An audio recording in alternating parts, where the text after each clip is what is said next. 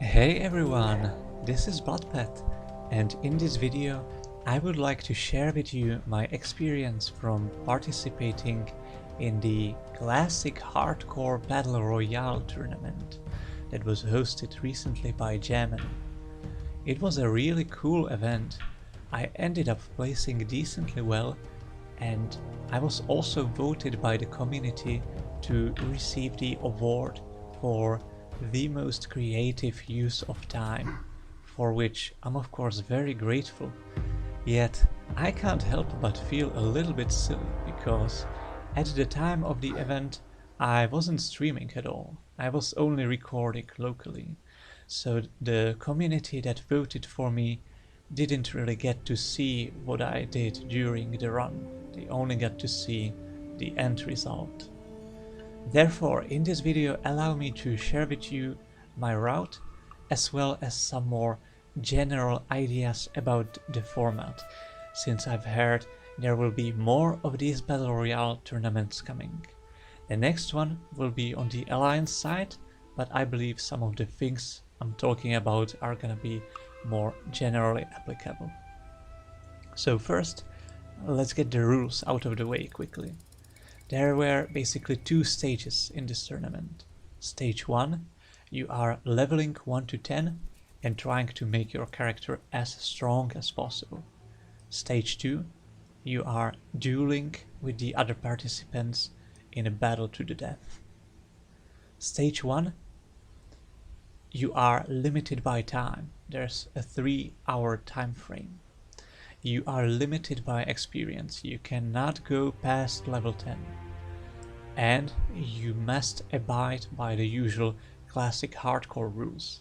So you cannot die, and you cannot trade or use the auction. Basically, it's you alone in the world trying to make do with the resources available to you. I believe there are 5 basic things to consider when creating your route for this kind of tournament. 1, of course, your class and race. 2, professions. 3, consumables. 4, gear. And 5, class quests. So as for number 1, I decided rolling a Shaman in this tournament because based on the testing that I've done with my duo partner Sheep, we definitely saw Shaman as a hot contender. As for race, I actually opted for Tauren because of the racials. I believe Vorstomp to be really strong in this bracket, and also we get the extra health and even the increased NR and herbalism skill come into use. As for our professions, I chose herbalism and alchemy. I didn't go too deep into the professions, only ended up crafting the basic recipes you get from the start, and of course we also picked up first aid. As for consumables, apart from those already listed, you are really looking to get those items that basically break the game. In this bracket, that is definitely the really sticky glue, obtained in a quest in Durotar, and Slumber Sand, obtained in a quest in Tirisfal Glades. But now you see the issue, right? So as Tauren we start in Mulgore, but we also need to do a quest in Senjin Village, Durotar, and we also need to do a quest in Tirisfal Glades, Brill.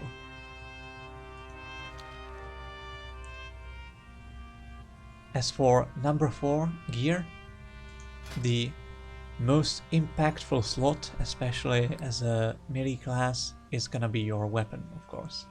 And the BIS weapon for this bracket is the Cauldron Stir.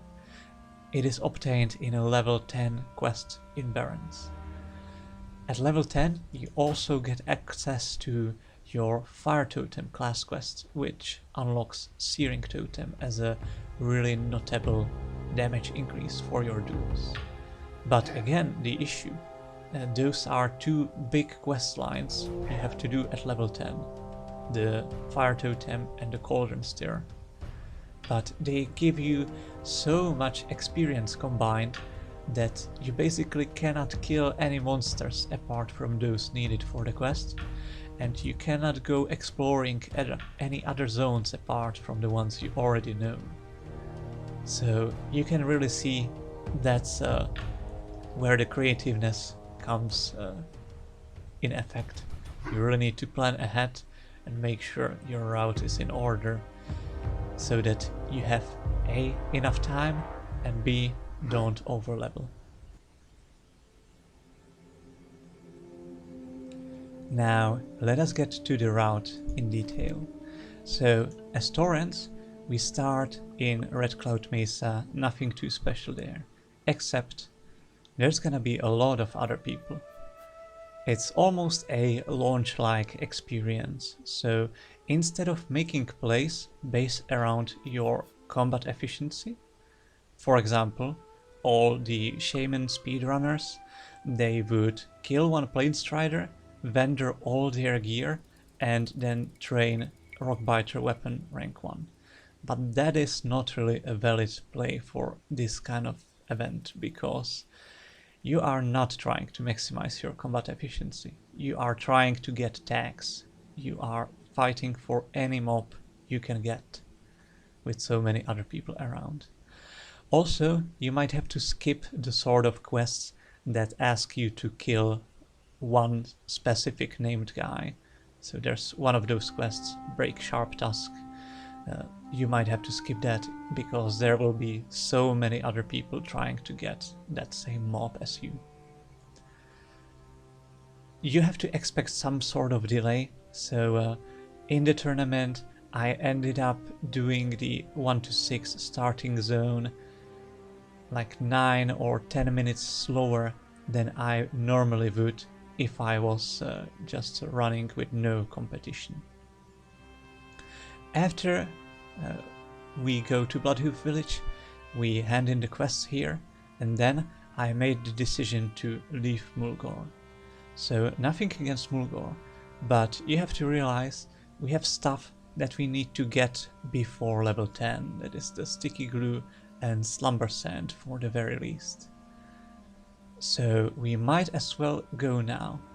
We make our run through the Barrens to Durotar.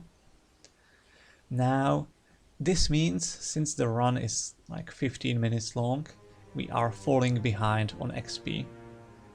But it turns out falling behind isn't necessarily bad, because what ends up happening is by the time you reach Durotar, the people who started leveling there will already be gone from the quests you wanna do.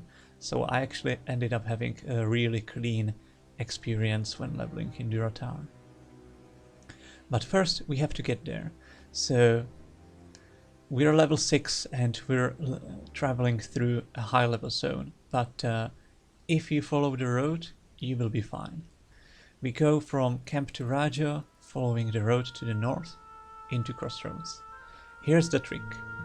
You have to explore Crossroads. Not that you necessarily need the exploration XP. You don't even take the flight path at this point. You just need to avoid getting the exploration XP later. Same deal with the Thornhill. We take a slight detour to the edge of this mountain to get the exploration here. Once we get these two explored, we continue on our road to Durotar, which is the road to Ratchet, and here we cross the river. We make the skip jump. There's quite an easy skip jump to Valley of Trials and Durotar. Here we go.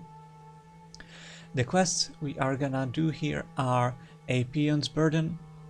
Then in Senjin we're gonna do the Kolkar Aggression, as well as the Sticky Glue quest, which is the Solvent Spirit. In Senjin Village I also like to train Herbalism and Alchemy and get my weapon upgrade. Then we move to Razor Hill. So when moving from point A to point B, you always want to maximize your efficiency. So you are tagging mobs and you are strafe kiting them so that you are moving at almost 100% speed while also getting XP from mob kills. Before reaching Razor Hill, we have to explore Razormane Grounds, so that's just a slight detour to the left, and we have to grind so that we are close to level 8, so that we ding from the hand-ins in Razor Hill and are able to train our class abilities. In Razor Hill, we also set our Hearthstone, and we pick up the quests which send us into Tiragard Keep. We do those, deliver that, and now we're done with Durotar. We make our way to the Zeppelin, but we're not gonna take the road. We are gonna take the path to the right side of Razor Hill, atop the mountains, following the cliff all the way to the Zeppelin. We take the Zeppelin to Terry's Fallglade, into Brill. At Brill we pick the quest A New Plague. We need to do the first 2 parts of that chain in order to get our Slumber Sand. Along with it, we are also gonna do the quest called The Chill of Death, since that's kind of in the same area. And after we're done with all of these, we should be level 9.5 or more. So I ended up filling in one more quest, which asks you to kill some zombies in this area. It's a putrid task. And then I make my way to Undercity, where I dink from the exploration XP of Ruins of Lordaeron and Undercity. While in this zone, it is also useful to pick up the lesser healing potions in Brill and scrolls in Undercity, but all these are limited stock from merchants, so in the tournament I didn't end up getting neither of these.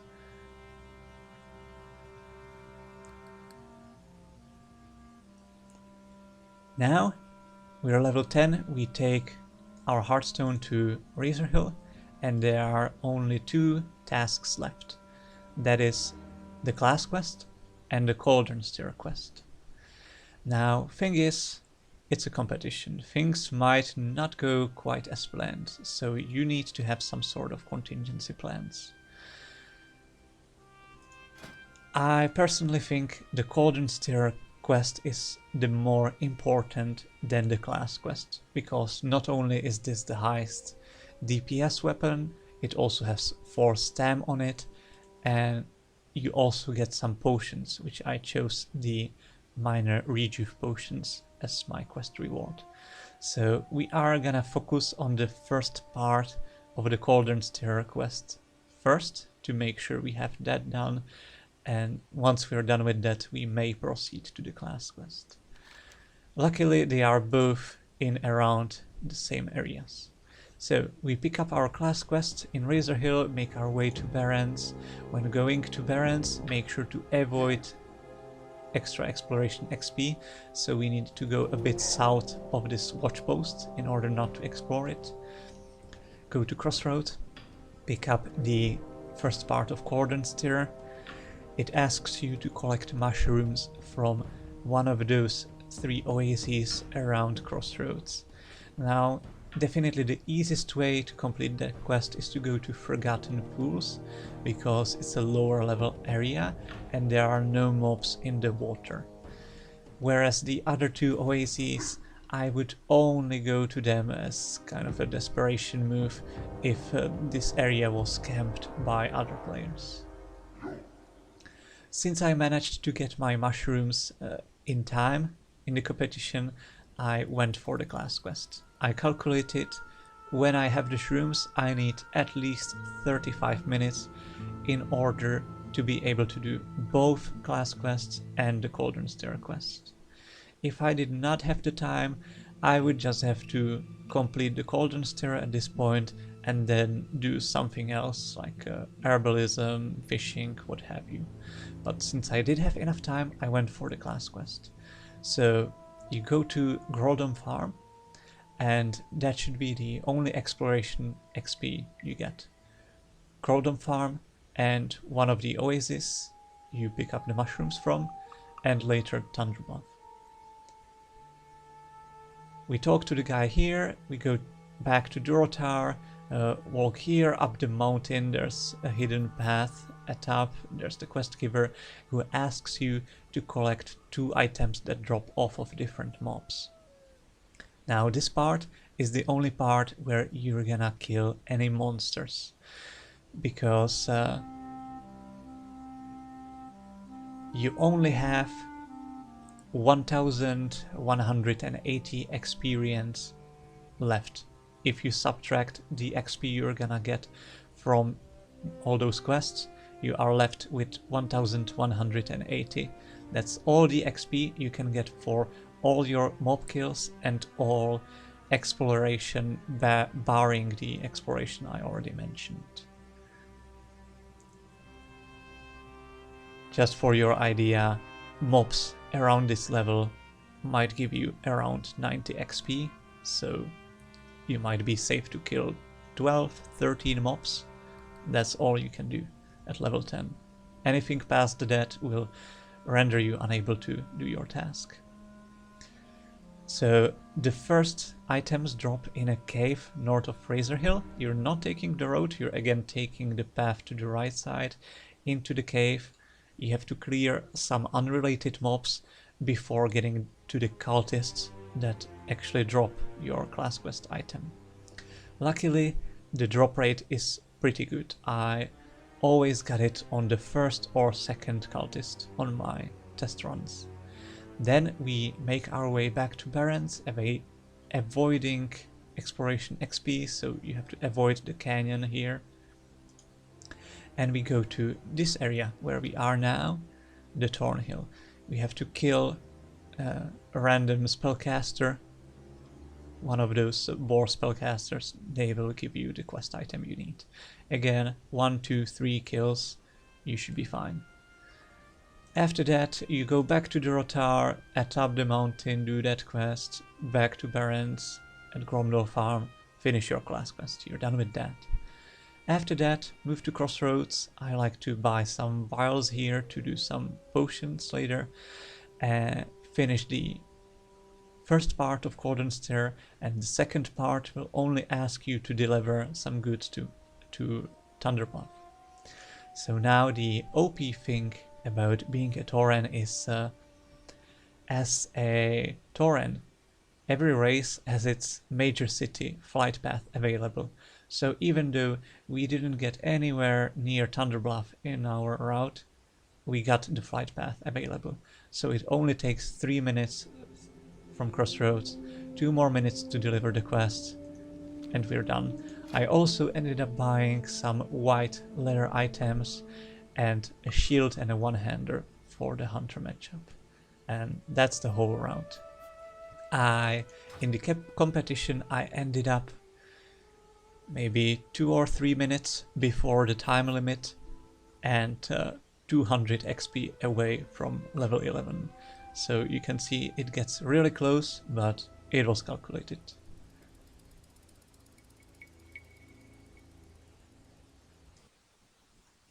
And here we go. After stage 1 has ended, stage 2 begins. All the participants were asked to stop progressing their characters and just go travel to Brill, where the duels will take place. So it's a single elimination format, and every match is 3 games, best of 3. The finals only will be best of 5. I'm logging out to save off my buff that I got from the class quest. Later I'll be logging off to save my consumables as well, so I will only be showing the duels that I personally played in.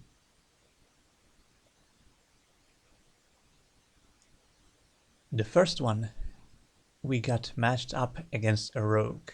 Rogue I initially definitely considered to be one of the more difficult encounters, but this one in particular seems like he didn't get to progress their character as much. So let's see. I start off by placing my totems, Fire Totem as well as Stone Skin Totem. That one is actually really useful against fast attacks from rogues. And you can see the fire spells really doing their work. He tries to Slumber Sand me, but the totem is still shooting him, so he doesn't get to bandage or anything, and I just finish him with a huge melee swing.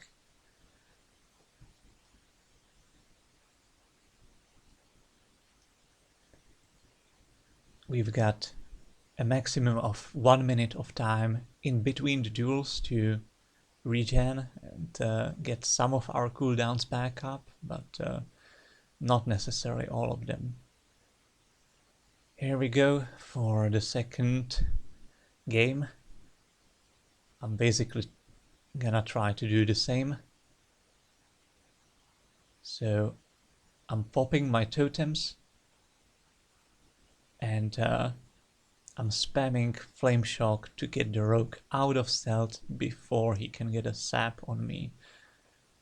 That way my totems get to stay alive for the duel. I managed to get the shock off. Opponent pops sprint and evasion, but he's got so much spell damage going on him. I don't feel like I am too pressured.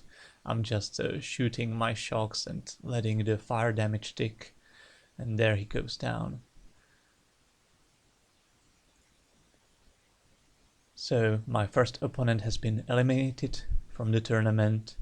Anyone who loses goes to the Alliance crowd to meet their doom.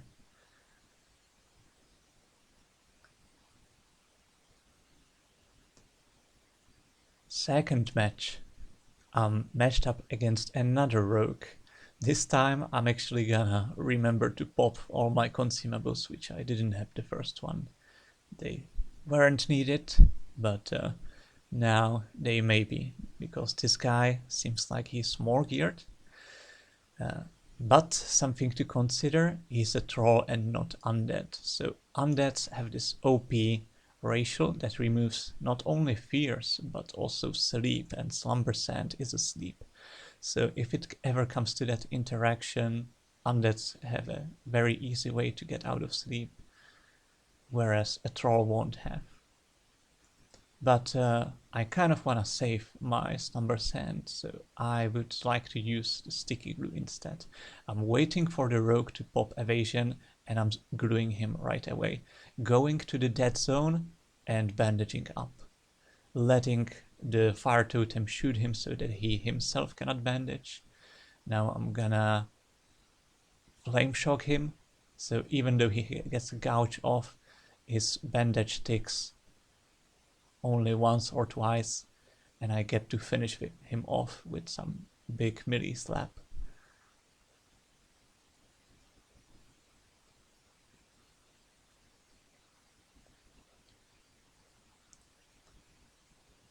So since there is only 1 minute between the duels, the rogue won't have this cooldowns back up, so I'm basically playing it kind of greedy and trying to save as much consumables as I can. So you can see so far I've only used one sticky glue. I'm again placing my totems, trying to bring him out of stealth, but I tap target on an alliance that's flagged for PvP, so he gets the sap off and destroys my totems. So I start the duel without my totems. But rogues at this level don't have any cheap shots or big openers, so it's not that big of a deal.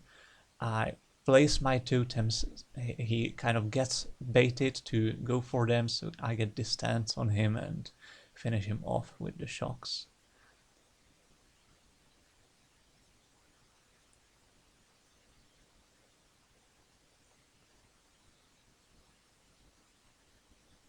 Match number 3, we are paired in a mirror match against Grace for Days himself. It's gonna be interesting. So he hasn't done as much as I have. He doesn't have the fire totem.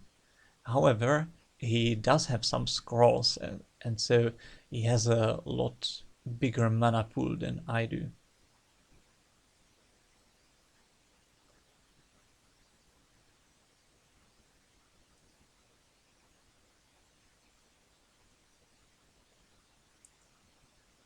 We start the duel. I'm placing my totems, which looks like maybe a mistake.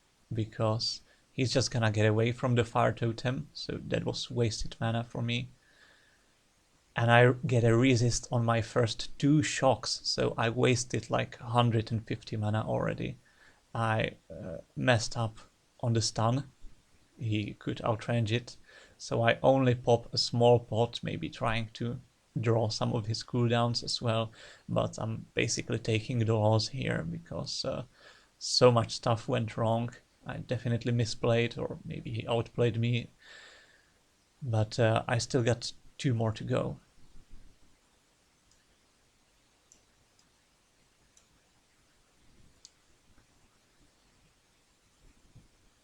Game 2. I'm gonna move to him first. I'm opening with Flame Shock and Fire Totem just to get as much damage on him as possible. That's my strategy, to rush him down, to force him into action, and I'm shocking the heal and he just gets slapped. He ends the duel with full mana, but he doesn't get a chance to use it. And that's, I think, what I have to go for.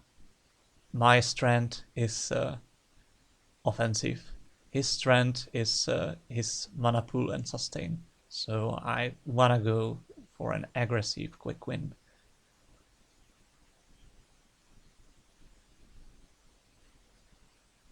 There we go, game 3 starts. This time I opened with Air Shock to cancel his lightning bolt. I Fire Totem just to zone him, kill his totem on the way. Now I get Slumber Sand, but it breaks. Or maybe he damages me with something. I think it was the Lightning Shield batching or something.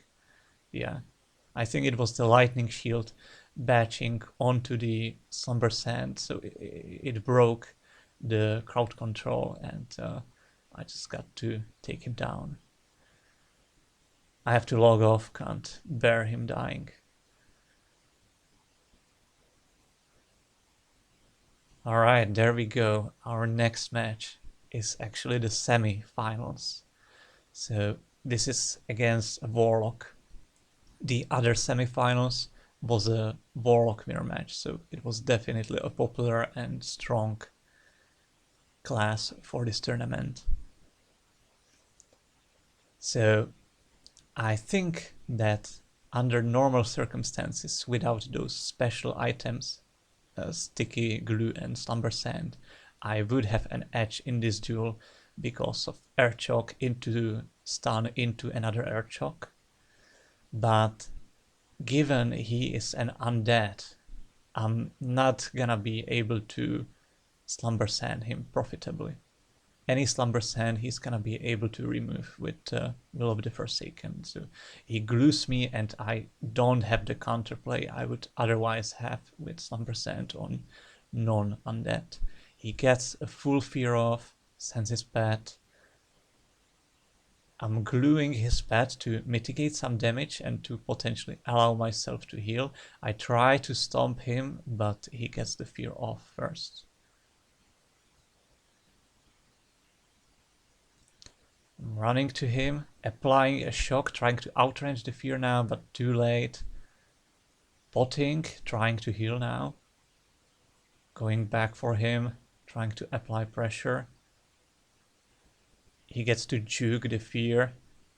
Now I do get to stun him. I'm just going offensive, but he pops a pot, he pops a health stone, and this is just too much. He pops the slumber sand. Gets the free fear off, applies dots. And it looks like I'm eating the full fear duration, so I don't have a chance in this one. Opponent definitely a skilled player, like juking those fears. I guess that the fact that I'm European playing on American server with some latency also doesn't help, but he's definitely playing it well. Duel number 2, I'm again shocking into trying to outrange the fear. He gets the fear off, but it gets broken by the Worldwalker. I get a 5-second fear now. Running back for him, just trying to get max damage on him, because I know the fear is on DR, so I don't need to save my shock for interrupts. He gets a very short fear, but now his fears are on full DR for the next 13 seconds. I'm gonna glue his pet again just to mitigate some damage, and I'm gonna go for a kill. He tries to fear me, but it gets immune because of the DR. There we go. This is, I think, what I have to do. I just have to try to stay on top of him as much as I can.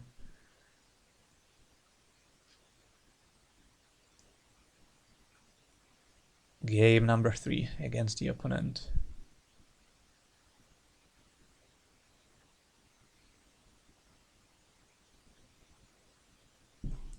This time I'm gonna change it up a little bit. Again, I see like I have to get damage on him fast, because I don't want him to constantly keep resetting the duel. I need to apply some pressure. So this time I'm actually gonna start with a flame shock, so I don't even bother about interrupting the fear. I try to put my fire totem down, but he gets to fear me before that happens. Looks like a full fear, or almost. I glue his pet and I go offensively for him. He gets the 5-second fear off, but now, since his pet is glued, I kind of get to heal. In hindsight, I should have healed again, because now I'm going for him. I still have bot available, but it's not too big. We only have the rejuve pots, and we don't have a big healing potion, which would be really handy in this situation. He slumber sends me into the fear. That's the wombo combo. I try to go back on him, but it's too late. He takes me down. That means, sadly, I'm out of the competition, but I got to the semifinals, so I got to the prizes, and more importantly, I got to enjoy a ton of fun. And here I walk with a lot of love spread around to my certain death.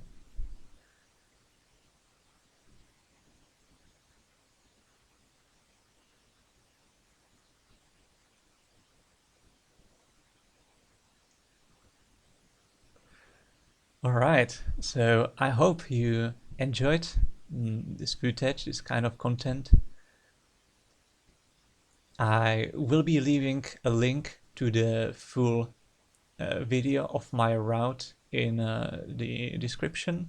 However, there is no sound or commentary, so I think this is a better way to get the information across. Thank you everyone for watching, and have a good one.